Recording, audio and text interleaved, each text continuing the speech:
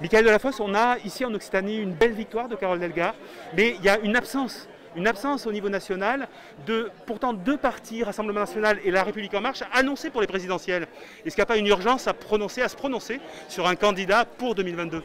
D'abord, il ne faut jamais croire le match que nous annoncent les médias et les instituts de sondage, qui sont des fossoyeurs démocratiques, les instituts de sondage. Il y a une grande intelligence dans les citoyens et les citoyennes de notre pays. Mais cette intelligence, elle doit avoir une réponse, celle d'un projet sur les idées, sur la clarté des valeurs, sur la question de la laïcité, de la sécurité, de l'éducation, de l'écologie, bref, tous les champs qui intéressent nos concitoyens. Alors plus que sortir un candidat, même si moi je souhaiterais une candidate, parce que je pense que le temps des femmes est arrivé, il faut cette clarté sur le projet. La question du travail à l'élection présidentielle va être une question centrale. L'ubérisation du travail, le temps partiel, les contrats précaires, eh bien là, il va falloir qu'il y ait des réponses. En tout cas, moi, comme socialiste, comme homme de gauche, je pense que c'est une question essentielle. On voit bien que sur le débat des retraites va se jouer quelque chose. De qui va rembourser la dette Covid? Est-ce que c'est les plus aisés ou est-ce que c'est les classes moyennes et populaires? Voilà, parlons de ça, soyons clairs. Et si nous sommes clairs, si nous sommes dans la clarté, si nous sommes novateurs dans les idées, eh bien alors, tous les sondages, tous les duels annoncés seront balayés.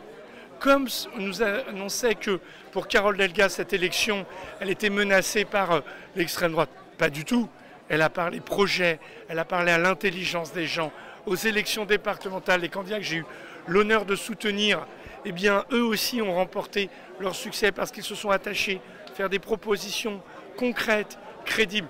Voilà, je crois, un des chemins qui permet de créer un chemin d'espérance dans la perspective de l'élection présidentielle. Ce chemin a vocation à s'enrichir avec d'autres, mais il faut de la clarté sur les principes, sur les valeurs, sur les idées. Alors, le nouveau souffle que vous êtes capable de porter justement sur ce territoire, on le voit bien par les résultats, est-ce que vous serez un acteur important avec cette énergie, ce nouveau souffle au niveau national? Moi, mon engagement, il est très clair. Je suis maire de Montpellier et président de sa métropole et c'est un grand honneur. Et la seule candidature qui est la mienne, c'est être candidat au projet, candidat aux idées, pour les faire triompher, pour les faire avancer, progresser. Je crois que la question de la laïcité doit être remise au cœur du débat, la question éducative au cœur du débat, la question du travail au cœur du débat, la question du soutien à l'entreprise aussi. Voilà à quoi moi je suis candidat et donc je souhaite participer à ce débat et à accompagner ceux et celles qui les porteront, ça très naturellement. Aujourd'hui, j'étais dans la position qui m'est si chère depuis toujours, un militant qui a soutenu des candidats qui l'ont emporté. Ce militant est maire de Montpellier, certes, mais je continue à l'être parce que je crois aux idées, aux projets et beaucoup aux hommes et surtout ici ce soir aux hommes et femmes qui les incarnent.